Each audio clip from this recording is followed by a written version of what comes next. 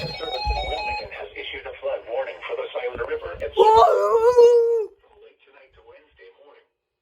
At 5:30 p.m. Sunday, the stage was 7.8 feet. Flood stage is 15 feet. Minor flooding is forecast. The river is expected to rise above flood stage early Monday morning to a crest of 18.7 feet early Tuesday morning. It will then fall below flood stage early Wednesday morning.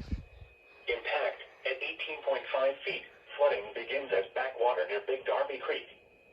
Flooding also affects low-lying areas near Little Walnut and Canal and Island roads. I swear, this is another doubleheader. A frost Okay. advisory is in effect from 2 a.m. to 8 a.m. Monday for the following counties in Ohio: Champaign, Clark, Delaware, Greene, Yeah, Madison, right. and Union. V2 did not activate for that one. At least I don't think it did. Sensitive outdoor vegetation